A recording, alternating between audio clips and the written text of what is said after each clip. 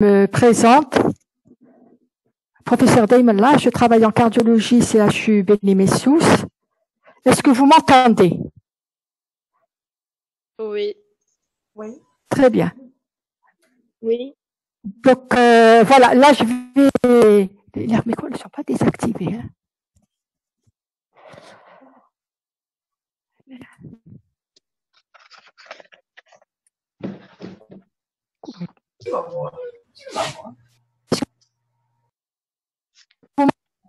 Voilà.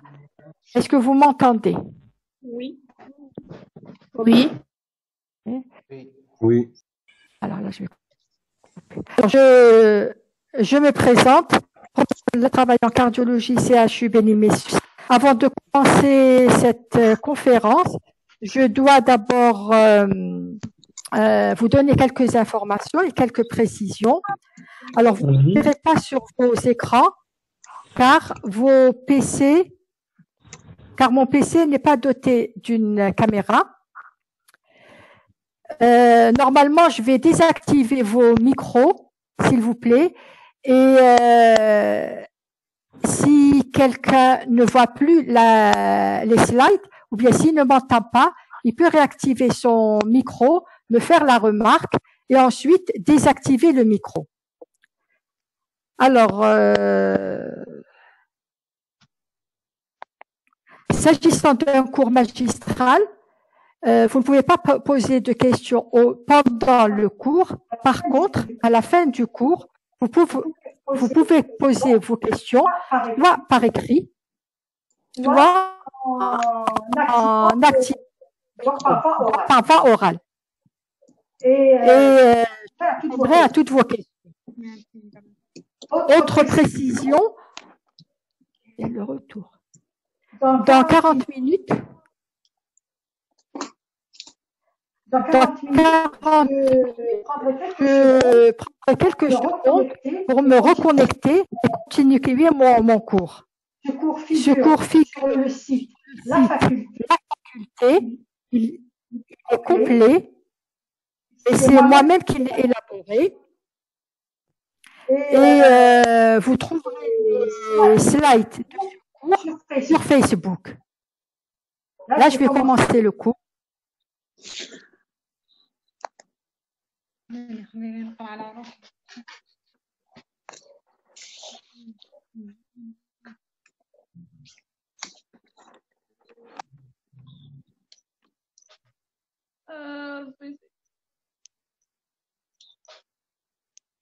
Est-ce que vous voyez la slide? Très bien. Alors, le cours que je vais présenter s'intitule rétrécissement mitral.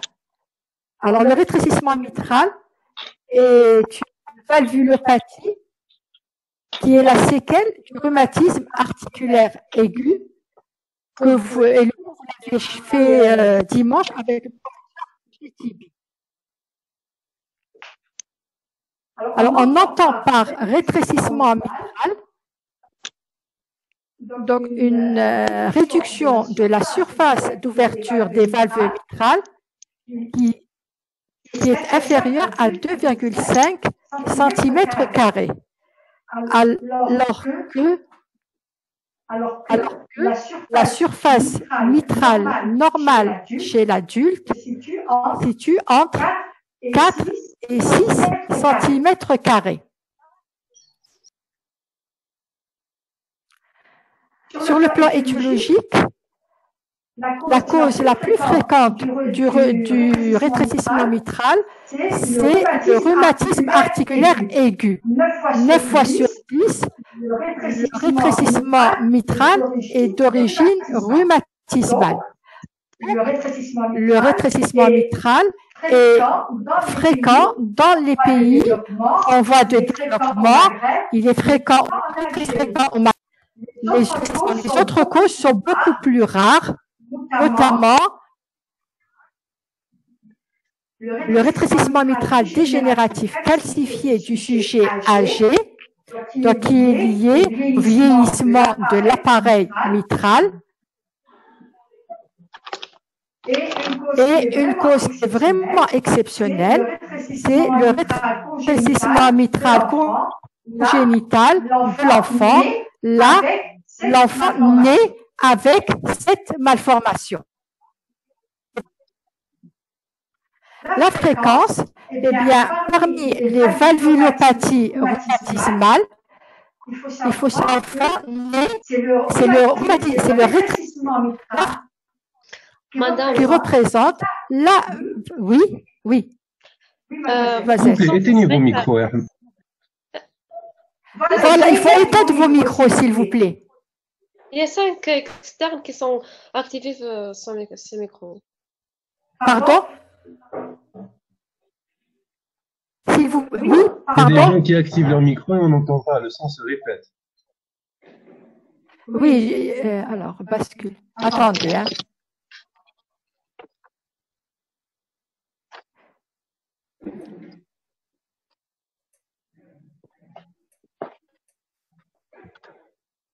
J'ai l'écho du son de mon... À quoi c'est dû? On les entend. Moi, je m'entends, alors que les autres... Je m'entends. J'ai compris les micros, j'ai compris. Non, mais je m'entends un nez.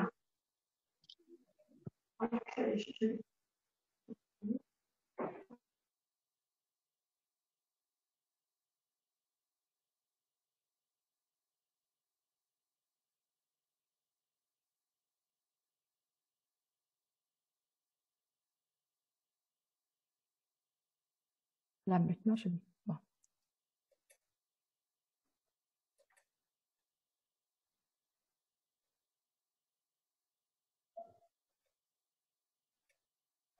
Est-ce que vous m'entendez? Quelqu'un, s'il vous plaît, active son micro. Vous m'entendez?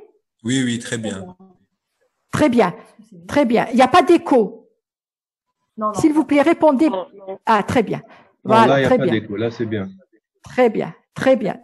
Donc, si vous avez, s'il vous plaît, dès que vous faites votre remarque, vous désactivez votre micro. S'il y a une remarque à faire en dehors des questions par rapport au cours, par rapport au slide que vous ne voyez pas ou bien au son, donc un de vous réactive son micro, me fait la remarque et il désactive de nouveau. Donc, je continue. Alors, parmi les valvulopathies rhumatismales, c'est le rétrécissement mitral qui représente la valvulopathie rhumatismale de loin la plus fréquente. Il faut savoir que le rétrécissement mitral, il est souvent associé à une autre valvulopathie, toujours rhumatismale, aortique et ou tricuspide, et entrant par conséquent dans le cadre d'une polyvalvulopathie. Donc, le rétrécissement mitral, il peut être isolé, il peut entrer dans le cadre d'une polyvalvulopathie. Alors, le rétrécissement mitral, il est diagnostiqué 10, 15, 20 ans après la première crise de rhumatisme articulaire aigu. Donc, il est diagnostiqué généralement chez les adultes jeunes. Il faut savoir que c'est une valvulopathie plutôt féminine, 3 à 4 femmes pour un homme. Voici là, donc c'est l'anatomie de l'appareil mitral. Alors, l'appareil mitral se situe entre l'oreillette gauche et le ventricule gauche. Il est constitué d'un anneau mitral sur lequel sont insérées 2 valves. La grande valve mitrale, GVM, et la petite valve mitrale, PVM. Entre ces 2 valves, il y a 2 commissures, la commissure antérieure et la commissure postérieure. Et nous avons l'appareil sous-valvulaire constitué de piliers, le pilier postérieur, le pilier antérieur. Et nous avons des cordages qui sont très fins, très résistants, qui relient les piliers aux valves. Alors, quelles sont les lésions anatomiques du rétrécissement mitral rhumatismal? Donc, à partir de maintenant, jusqu'à la fin du cours, on ne parlera que du rétrécissement mitral rhumatismal. Alors, sur le plan anatomique, il y a 2 points qui sont très importants à retenir. Le premier point, c'est qu'il y a une lésion qui est pathognomonique du rétrécissement mitral rhumatismal. C'est la fusion, c'est-à-dire c'est la symphyse, c'est-à-dire la fusion fibreuse d'une ou des 2 commissures et qui est à l'origine de la réduction de la surface d'ouverture des valves mitrales. Le deuxième élément qui est très important à retenir, c'est qu'il existe 2 types anatomiques de rétrécissement mitraux. Il y a donc le rétrécissement mitral à valve peu remaniée, c'est-à-dire que les valves sont le siège d'une fibrose, mais que cette fibrose est légère ou modérée, et que les valves restent souples et mobiles. On parle également de rétrécissement mitral en diaphragme. Le deuxième type anatomique est représenté par le rétrécissement mitral très remanié, calcifié. Là, nous avons des lésions fibrocalcaires avec une rétraction des valves et des cordages. Et là, les valves sont rigides et leur mobilité est très réduite, voire même immobile.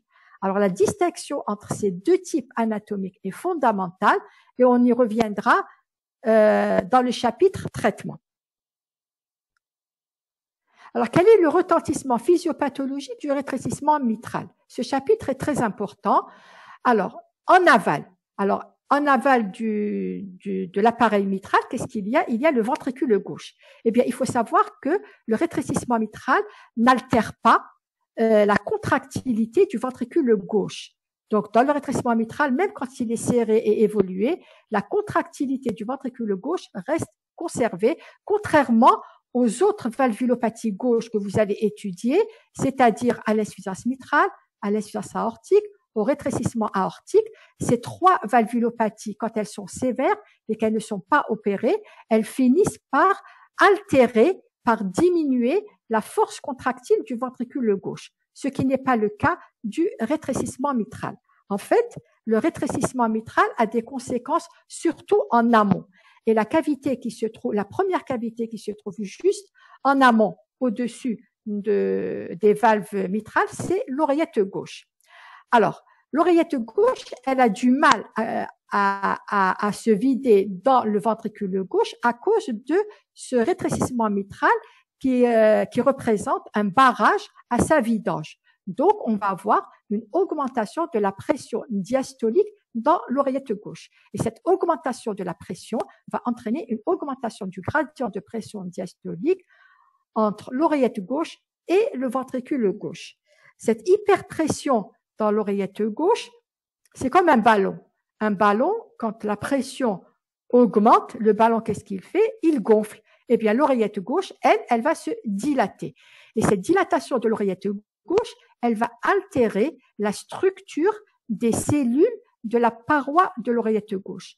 Et quand il y a une altération de la structure de la paroi de l'oreillette gauche, ceci va favoriser la survenue de troubles du rythme à l'étage auriculaire et notamment la fibrillation auriculaire qui est un trouble du rythme dans lequel la systole auriculaire disparaît, c'est-à-dire que la contraction auriculaire disparaît. Les 3 éléments, à savoir rétrécissement mitral, dilatation de l'oreillette gauche, fibrillation auriculaire, chacun de ces 3 éléments, qu'ils soient isolés ou associés, sont des facteurs qui augmentent le risque de développement de caillots de sang, c'est-à-dire de thrombose, dans l'oreillette gauche. Et le siège le plus fréquent de ces caillots sanguins, c'est l'auricule gauche. L'auricule faisant partie de l'oreillette gauche, est un petit appendice au niveau de l'oreillette gauche. Et l'existence de thrombose dans l'oreillette gauche est très grave. Pourquoi? Parce que des petits fragments, qu'on appelle emboles, peuvent s'en détacher, traverser l'orifice mitral, se retrouver dans le ventricule gauche, puis traverser l'orifice aortique, se retrouver dans l'aorte. Et comme vous le savez, l'aorte donne toutes les artères qui vascularisent toutes les parties de notre organisme. Donc, ces emboles peuvent aller dans n'importe quelle artère, malheureusement, 2 fois sur 10, ces emboles vont aller dans les artères à destinée cérébrale et entraîner un tableau d'accident vasculaire cérébral. Mais quand l'embole va dans une artère coronaire, eh bien, on va avoir un tableau d'infarctus du myocarde. Quand l'embole va aller, se dirige vers une artère fémorale, on aura un tableau d'ischémie aiguë d'un membre inférieur. Alors, en amont de l'oreillette gauche, qu'est-ce qu'il y a? Il y a la circulation pulmonaire.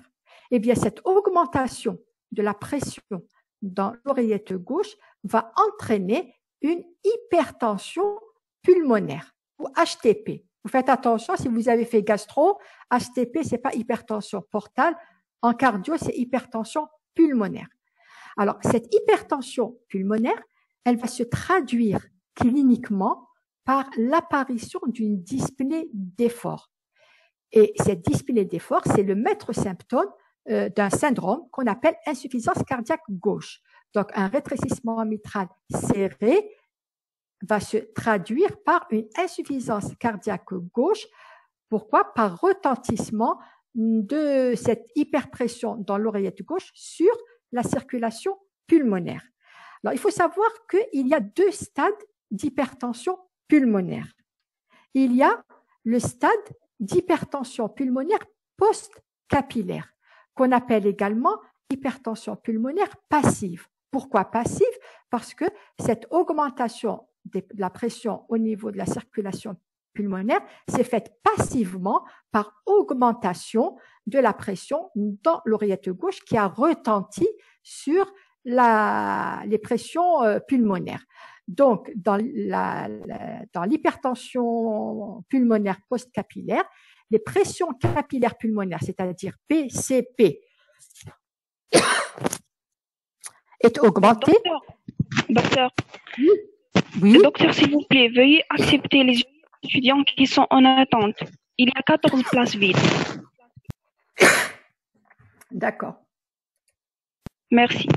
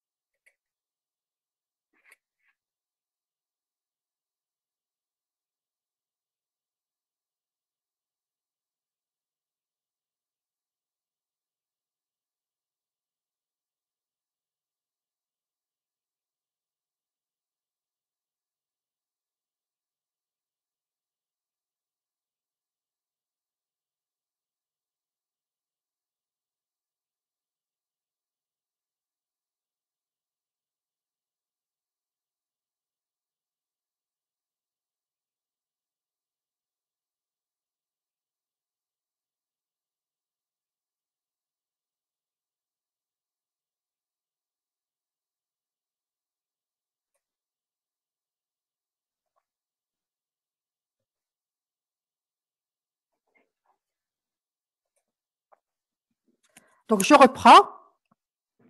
Donc, l'hypertension post-capillaire, pardon, j'ai une canne de tout. Je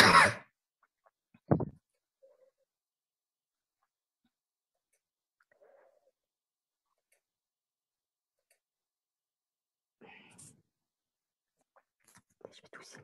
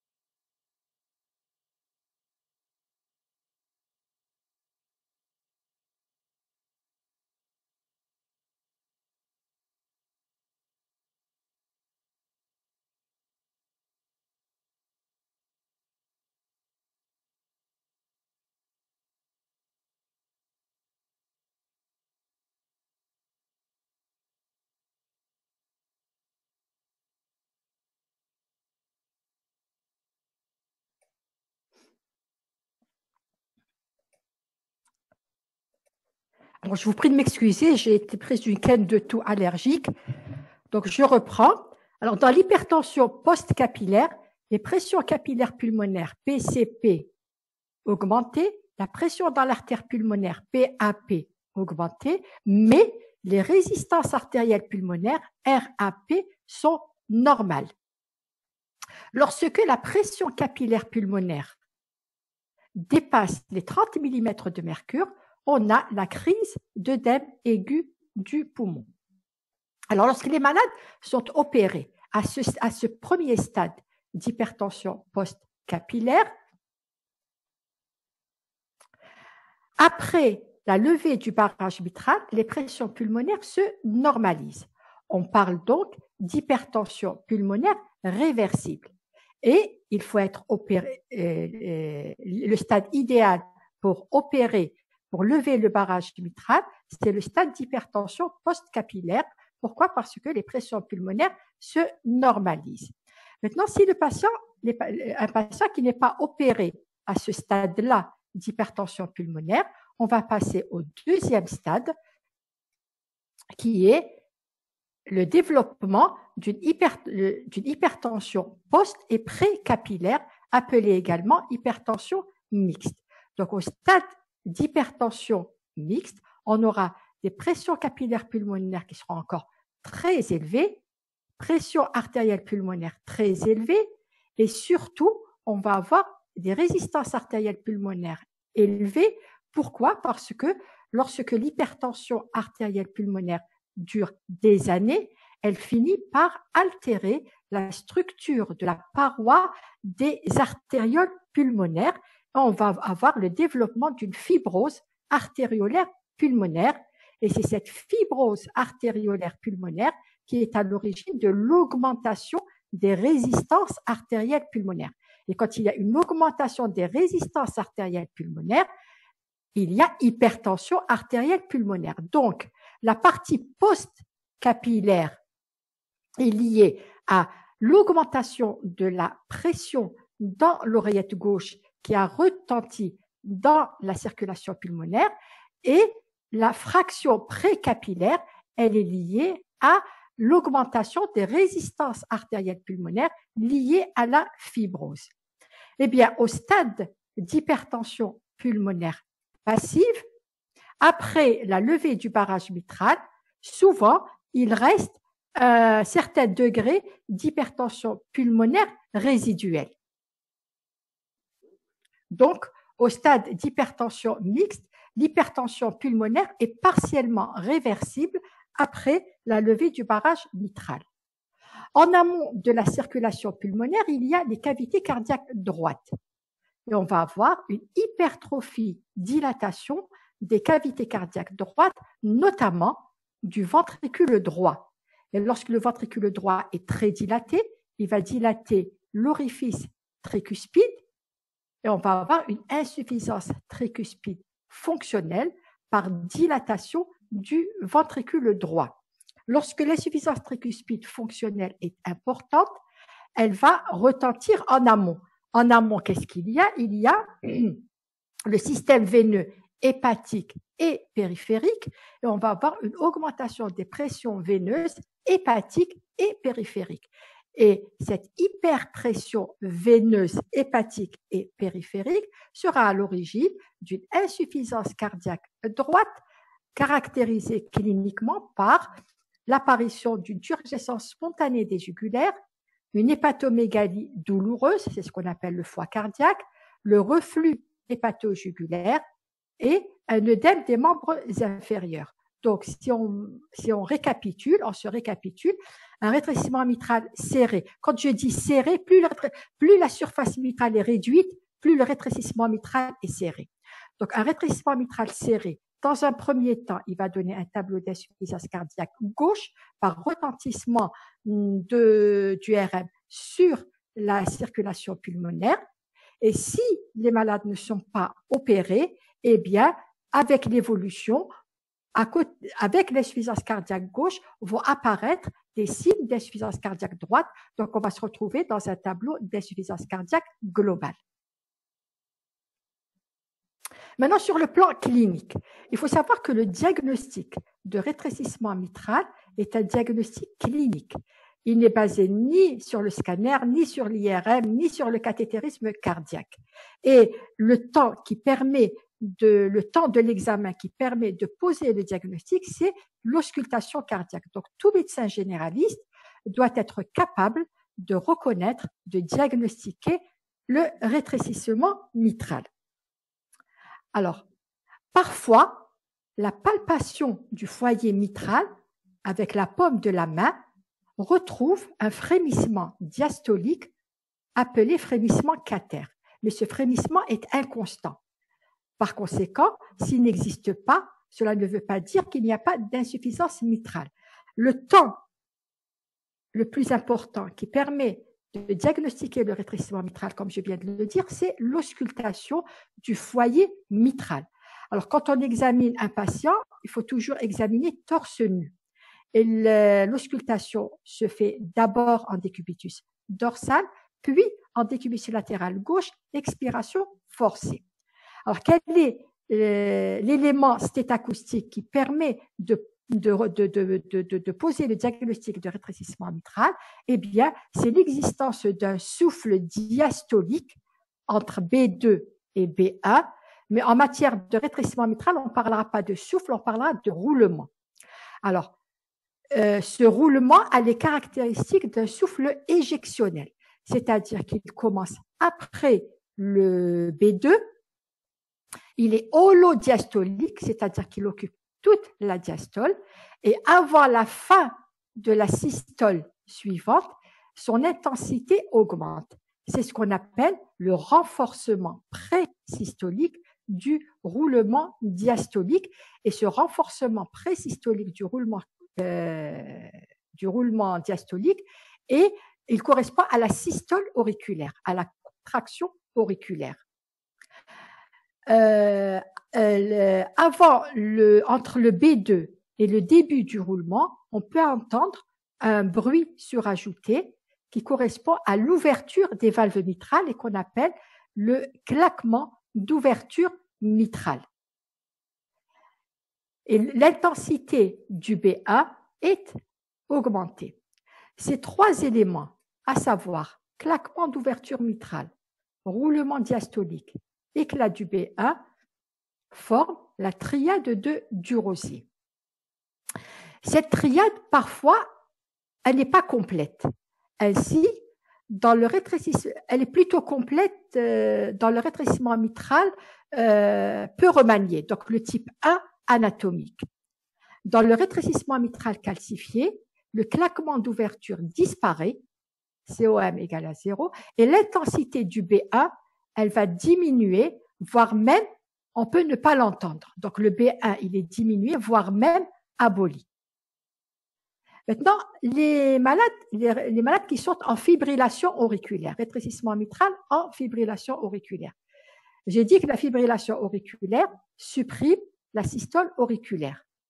Et j'ai dit également que le renforcement présystolique, il correspond à la systole auriculaire. Donc, les malades qui sont en fibrillation auriculaire, il n'y a plus le renforcement présystolique du roulement diastolique. Donc, RPS égale 0.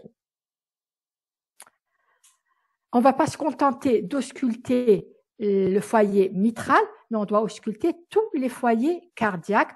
Pourquoi? Parce que, comme on l'a dit dans le chapitre étiologique, le rétrécissement mitral peut entrer dans le cadre d'une polyvalvulopathie. On doit également rechercher la présence ou non de signes d'insuffisance cardiaque gauche, c'est-à-dire évaluer le degré de sévérité de la dyspnée. Et pour évaluer le degré de sévérité de la dyspnée, on va utiliser la classification de la New York Heart Association ou NYHA, et on va ausculter les poumons à la recherche de râles crépitants aux bases.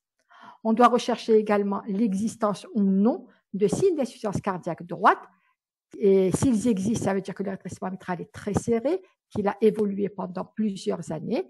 Les signes d'insuffisance cardiaque droite étant la turgescence spontanée des jugulaires, l'hépatomégalie, le reflux hépatojugulaire et œdème des membres inférieurs. De toute manière, vous allez avoir un cours sur l'insuffisance cardiaque, un cours magistral sur l'insuffisance cardiaque, et dans ce cours, on va vous détailler les signes cliniques de l'insuffisance cardiaque gauche et de l'insuffisance cardiaque droite. On passe maintenant aux examens complémentaires. On va commencer par les examens les plus simples, les moins onéreux. La radiographie thoracique. Alors, la silhouette cardiaque, on va voir, comme on l'a dit dans le chapitre retentissement physiopathologique, on va avoir une dilatation de l'oreillette gauche que l'on voit ici, sous forme d'image en double contour de l'arc inférieur droit. Et maintenant, vous allez avoir dans vos services respectifs un TD sur la radiographie thoracique où on vous parlera des signes radiologiques des dilatations cavitaires et les signes radiologiques de l'hypertension pulmonaire. Et on va retrouver également une dilatation du tronc de l'artère pulmonaire dans les formes avec hypertension pulmonaire. Au niveau des poumons, on va voir, quand il y a une hypertension pulmonaire, une accentuation de la trame vasculaire pulmonaire. Et chez les malades chez lesquels la pression capillaire pulmonaire est supérieure à 30 mm de mercure, donc ils sont en œdème aigu du poumon, on va voir ce qu'on voit ici dans ce téléthorax de droite, des opacités au niveau des deux champs pulmonaires. C'est l'œdème alvéolaire qui caractérise l'œdème aigu du poumon. Sur le plan ECG, eh bien, chez les malades qui sont en rythme sinusal, on va avoir des signes d'hypertrophie de l'oreillette gauche.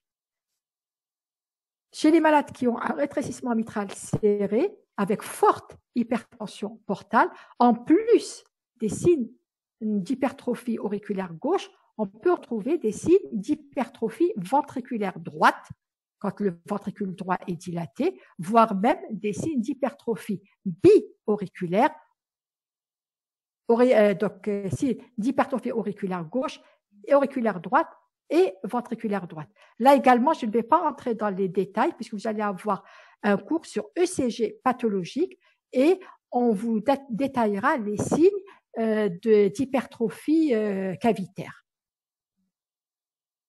Maintenant, si on veut se récapituler concernant donc les critères électriques, les critères plutôt cliniques, radiologiques et électriques qui sont en faveur d'un rétrécissement mitral serré, je répète, on parle de rétrécissement mitral serré lorsque plus la surface mitrale est réduite, plus le rétrécissement mitral est serré. Donc, les critères en faveur d'un rétrécissement mitral serré sont les suivants. La présence de signes d'insuffisance cardiaque gauche, c'est-à-dire les patients qui sont en classe 3-4 de la NYHA. Lorsqu'à l'examen, on retrouve également des crépitants aux bases pulmonaires. À l'auscultation cardiaque, lorsque l'intervalle entre le B2 et le claquement d'ouverture mitrale est réduit, plus la distance B2 claquement d'ouverture est réduite, plus le rétrécissement mitral est serré.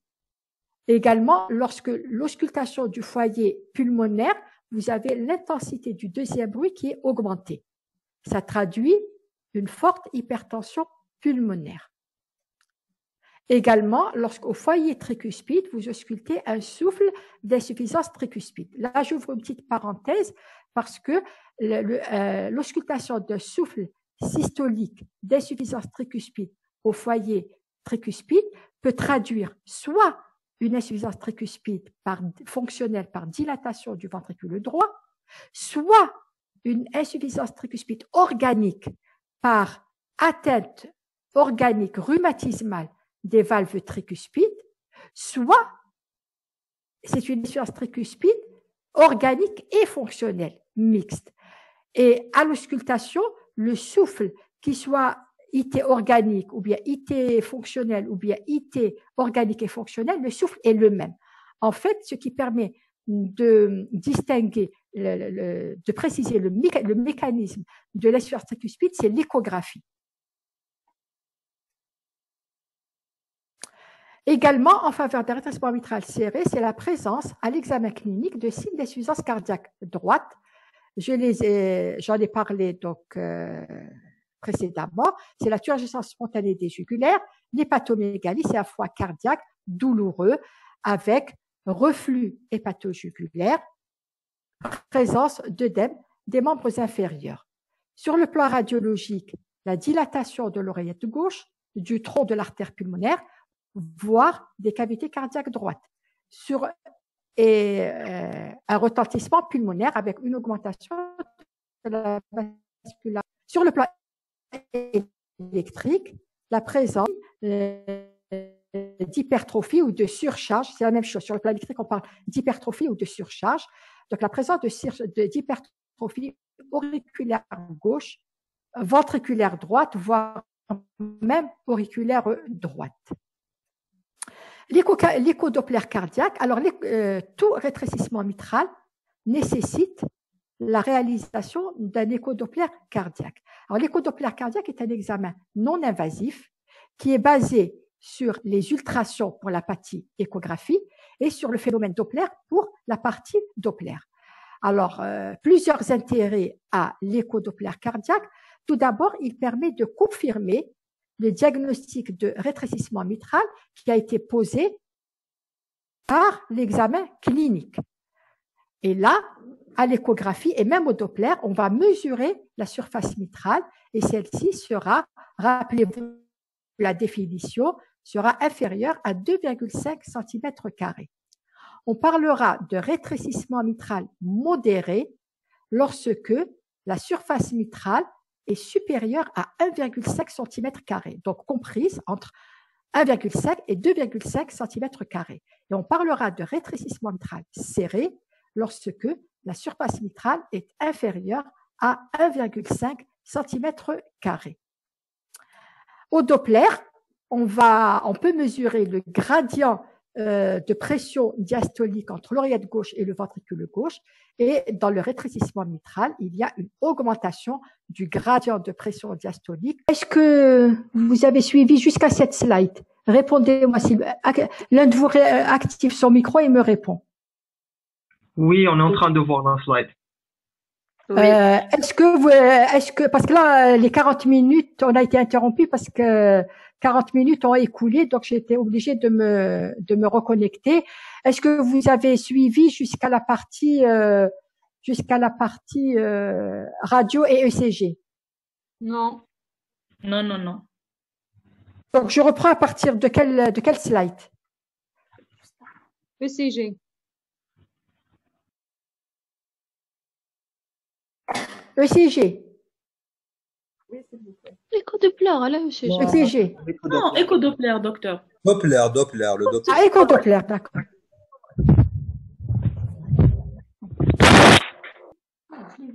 Pardon? Ah, d'accord.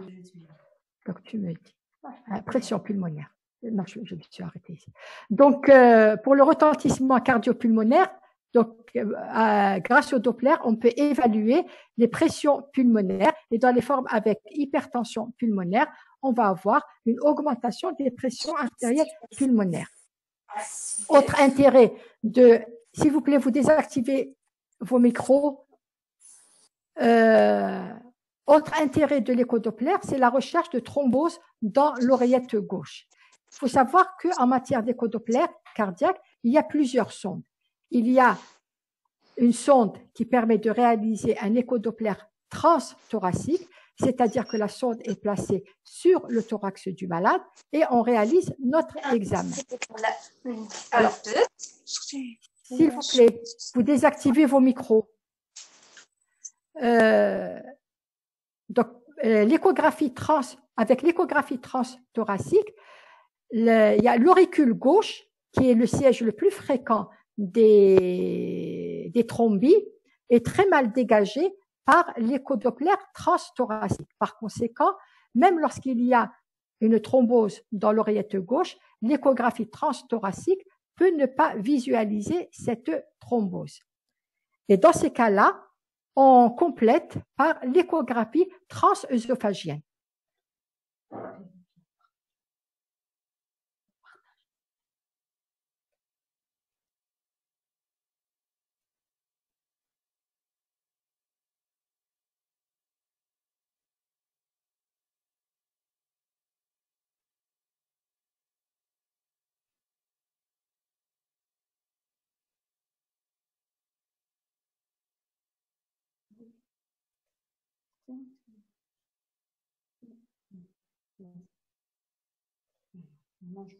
C'est bon. Par l'échographie transœsophagienne. Alors, c'est l'échographie transœsophagienne, c'est un fibroscope, c'est un véritable fibroscope qu'on introduit dans l'œsophage du malade, comme quand on réalise une fibroscopie œsogastrique.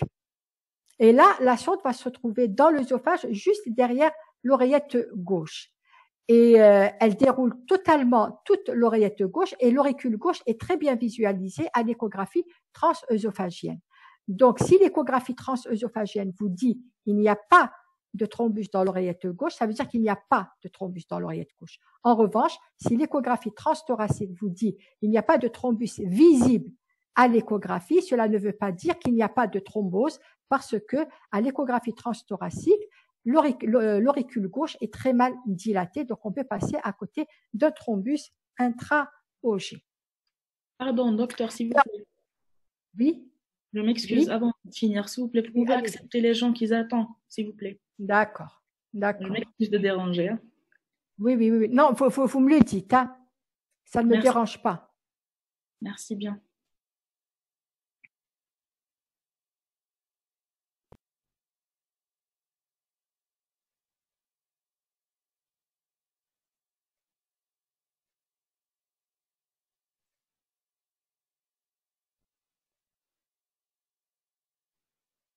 Voilà. Dernier intérêt de l'échodoppler cardiaque, c'est qu'il permet de faire un bilan lésionnel.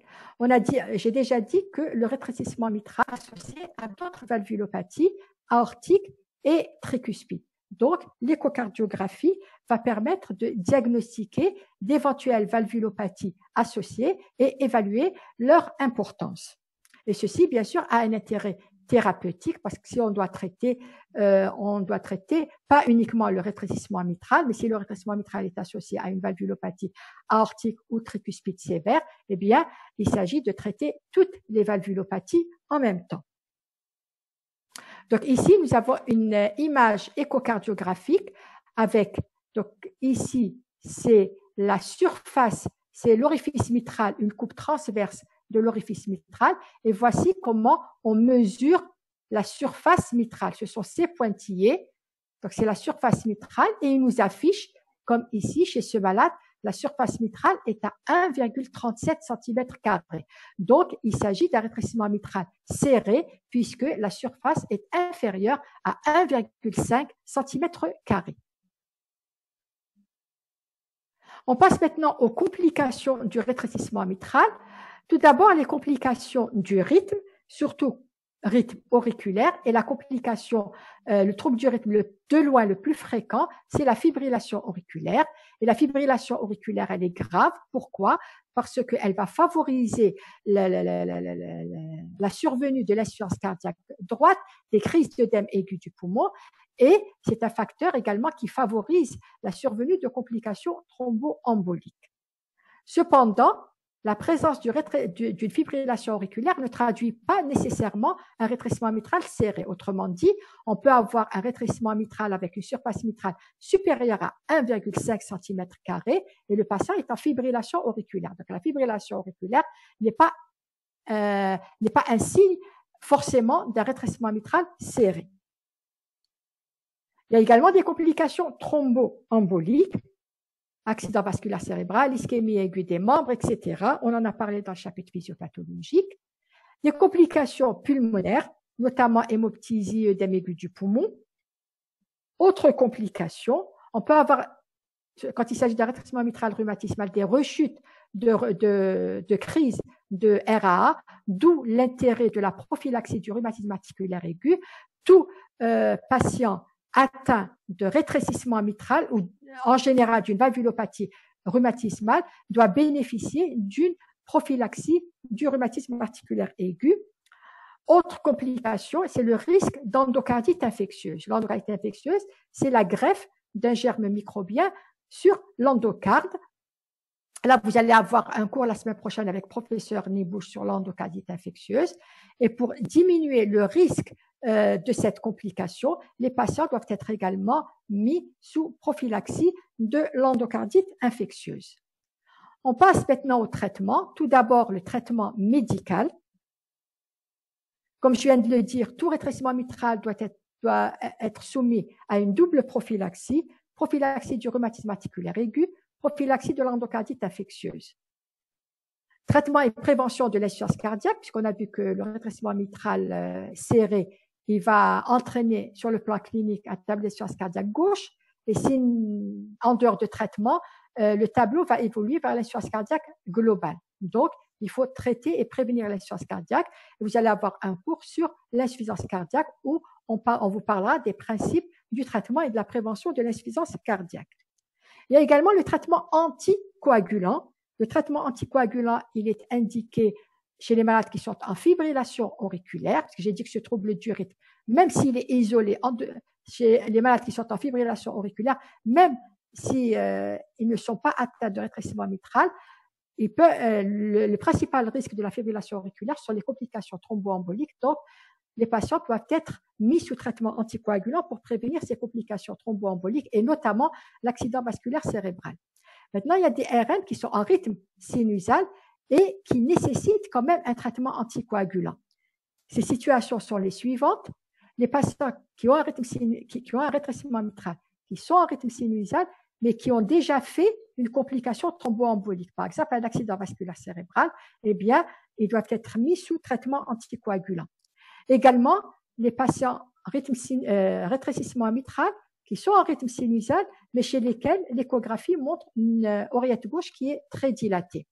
On a dit que la dilatation de l'oreillette gauche favorise également le développement d'un thrombus dans l'oreillette gauche. Donc, pour éviter cette formation de thrombose dans l'oreillette gauche, on doit mettre les patients sous traitement anticoagulant.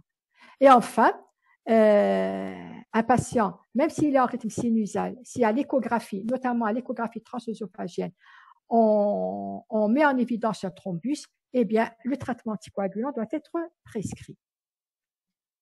Donc ça, c'est le traitement médical. Alors, le traitement médical, il ne traite pas l'obstacle mitral. Pour le RM, il faut une levée mécanique du barrage mitral. Donc, quelles sont les indications de la levée mécanique du barrage mitral? Eh bien, c'est le rétrécissement mitral symptomatique, c'est-à-dire les patients qui sont dyspnéiques, et également le rétrécissement mitral serré avec une surface mitrale à l'échographie inférieure à 1,5 cm². Maintenant, quelles sont les techniques que l'on va utiliser pour lever mécaniquement ce barrage mitral? Il y a deux techniques. Il y a une technique qui n'est pas chirurgicale, c'est ce qu'on appelle la dilatation mitrale percutanée, qui se fait par cathétérisme cardiaque dans les salles de cathétérisme cardiaque et dans les services où vous êtes affecté. Chaque service est doté d'une salle de cathétérisme cardiaque où les dilatations mitrales sont faites. Donc, elles sont faites par des cardiologues et pas par des chirurgiens cardiaques. La deuxième technique, c'est la chirurgie qui se fait dans des services de chirurgie cardiaque par des chirurgiens. Tout d'abord, la dilatation mitrale percutanée. Alors, ce geste consiste à introduire une sonde par la veine fémorale après une petite anesthésie locale. Donc, le patient est conscient. L'opérateur, le cardiologue, introduit après une anesthésie locale, introduit une sonde par la veine fémorale et la fait progresser le long de la veine cave inférieure. Bien sûr, la procédure, elle se fait sous contrôle, sous amplificateur de brillance. Donc, l'opérateur, il voit la progression de la sonde. Une fois dans la veine cave inférieure, la sonde donc est introduite dans l'oreillette droite. Une fois que la sonde est dans l'oreillette droite, l'opérateur va traverser le septum interauriculaire et la sonde va se retrouver dans l'oreillette gauche. Et l'opérateur va orienter l'extrémité de sa sonde vers l'orifice mitral. Et une fois que l'extrémité de la sonde se trouve au niveau de l'orifice mitral, alors cette sonde, elle est munie à son extrémité d'un ballonnet. Une fois que l'extrémité de la sonde est au niveau de l'orifice mitral, l'opérateur gonfle le ballonnet.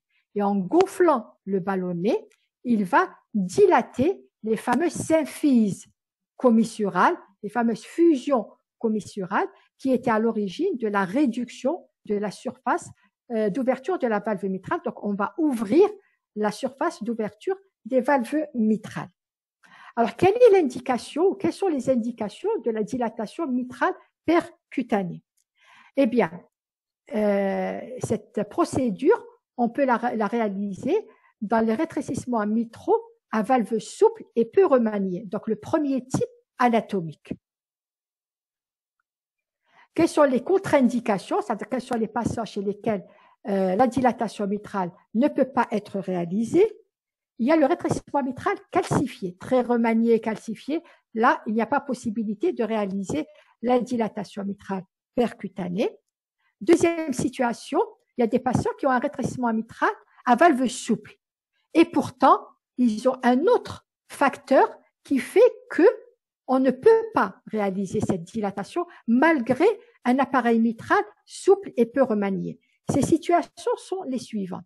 Lorsque, avec le rétrécissement mitral, il y a une insuffisance mitrale qui est significative. Alors, l'insuffisance mitrale, quand vous ferez le cours, sa gravité est classée en grades. Le grade 1, le 2, le 3 et le 4. Ça va de 1 à 4. Eh bien, lorsqu'il y a une insuffisance mitrale qui est de grade supérieur à 1, c'est-à-dire de 2 à 4, on ne peut pas réaliser ce geste. Il faut aller opérer le malade. Également, lorsqu'avec le rétrécissement mitral, il y a une autre valvulopathie associée, aortique ou tricuspide, qui est importante et qui, elle, nécessite une chirurgie. Donc, dans ce cas-là, dans le même temps opératoire, on va opérer le rétrécissement mitral et la valvulopathie aortique et ou tricuspide. Troisième situation, un patient qui a des artères coronaires, des sténoses au niveau de ces artères coronaires qui vont nécessiter un pontage. Eh bien, dans le même temps opératoire, on va opérer le rétrécissement mitral et on va réaliser notre pontage chirurgical. Et enfin, les malades chez lesquels l'échographie, notamment l'échographie transœsophagène, trouve un thrombus dans l'oreillette gauche.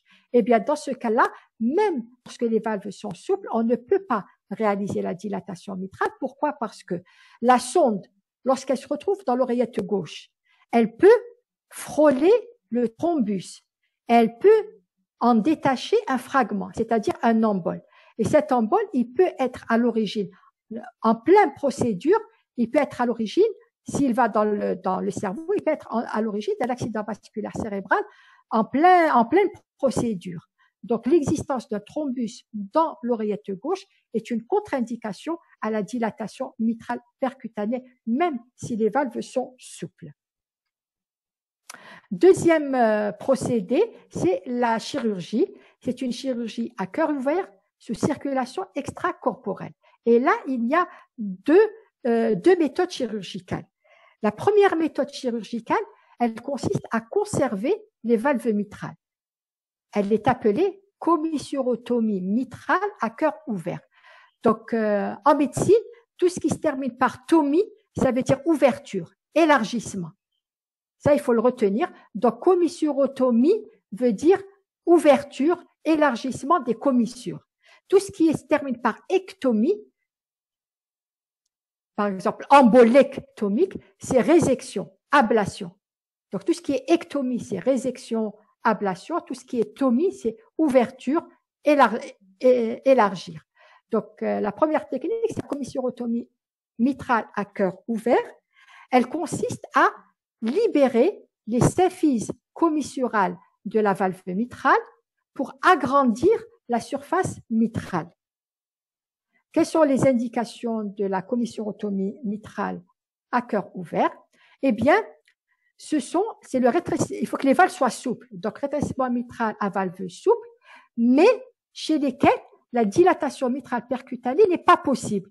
N'est pas possible parce qu'il y a une insuffisance mitrale supérieure au grade 1, une valvulopathie aortique ou tricuspide, une coronaropathie nécessitant un pontage chirurgical, ou bien l'existence d'un thrombus dans l'oreillette gauche. Dans ce cas-là, on va réaliser une commissurotomie mitrale à cœur ouvert.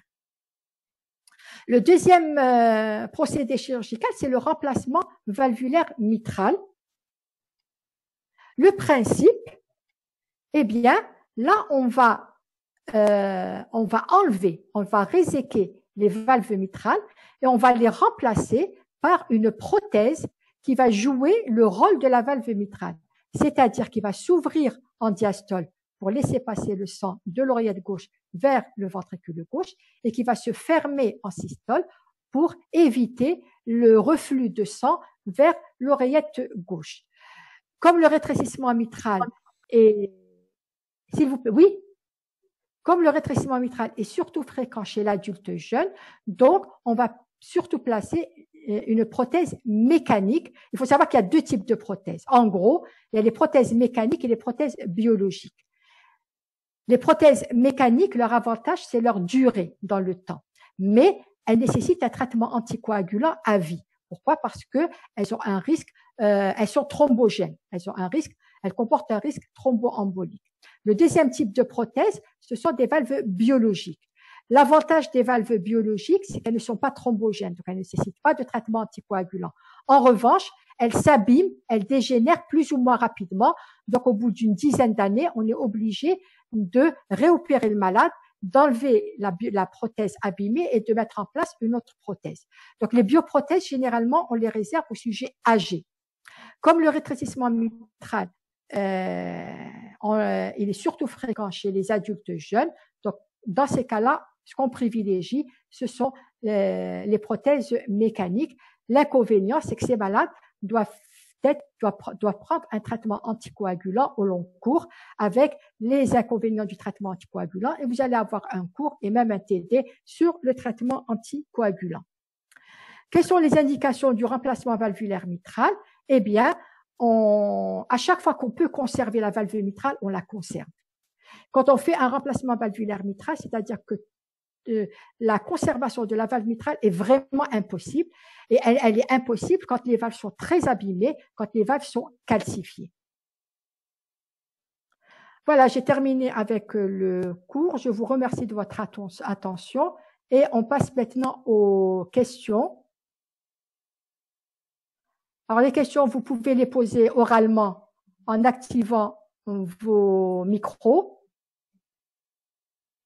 ou bien par écrit. Est-ce qu'il y a des questions?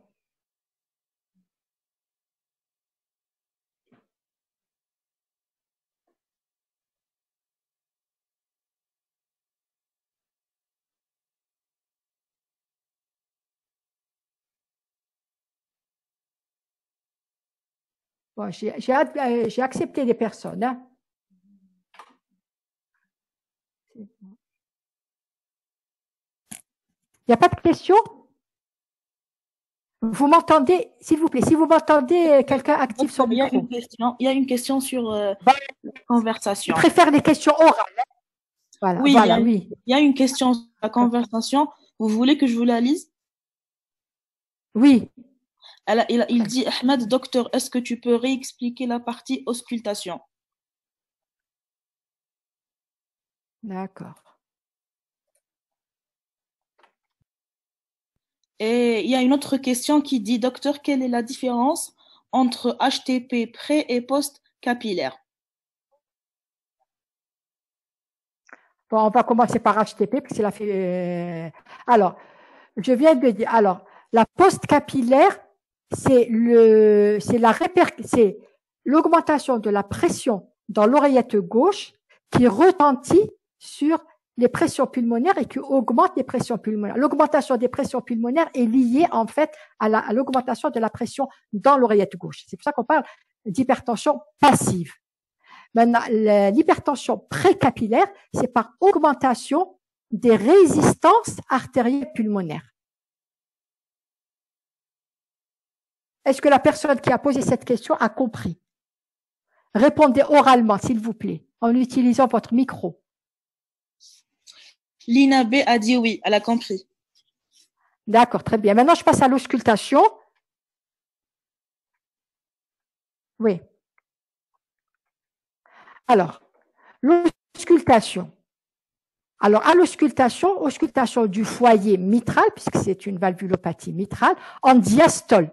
Parce que le problème se trouve en diastole. En diastole, l'oreillette gauche, elle a du mal à se vider. Donc, le sang a du mal à passer de l'oreillette gauche vers le ventricule gauche en diastole. Donc, il y a des turbulences.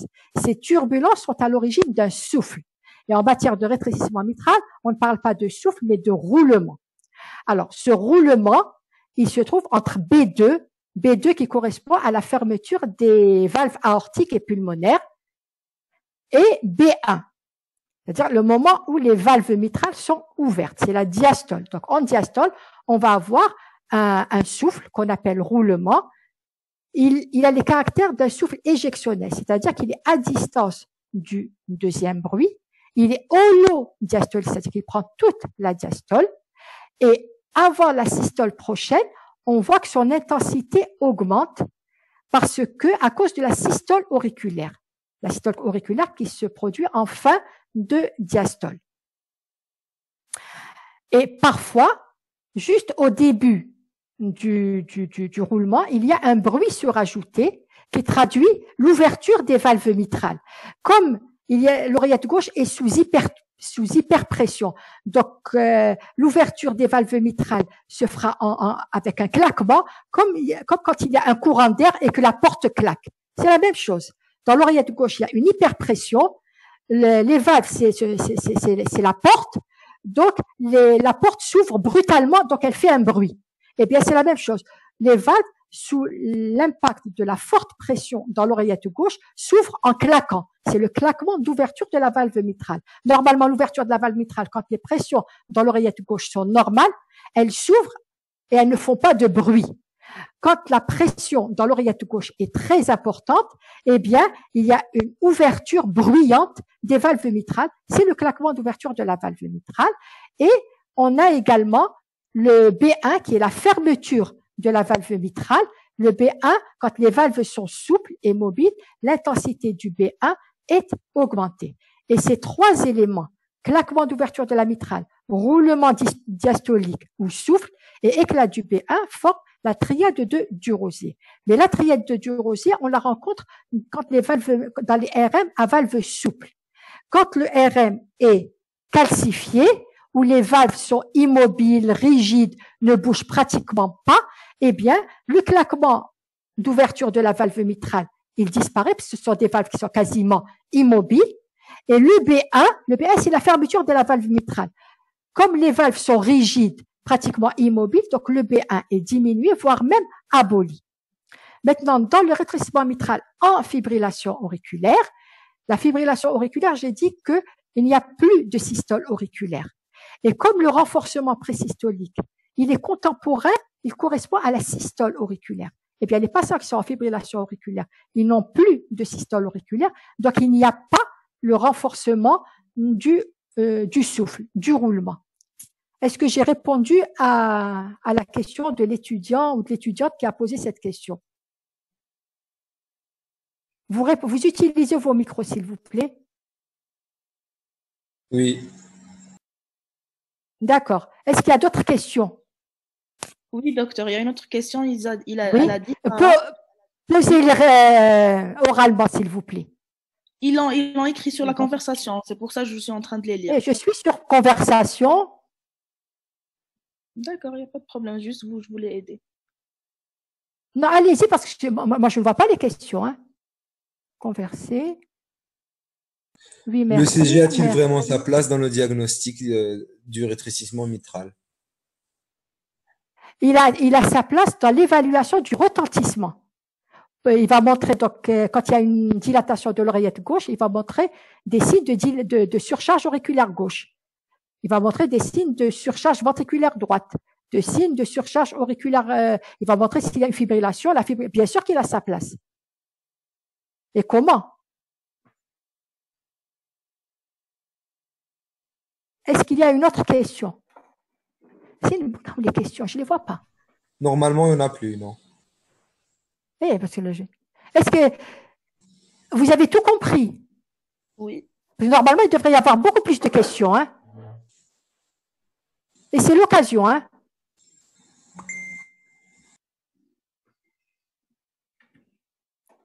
Oui, je pense qu'il y a une deuxième question.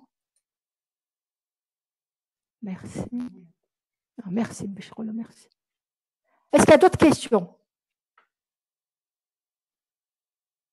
Eh bien, je vous remercie de votre attention. Vous avez normalement un deuxième cours sur l'insuffisance mitrale. Donc, je vous dis bon courage et sahaftorkum. Au revoir.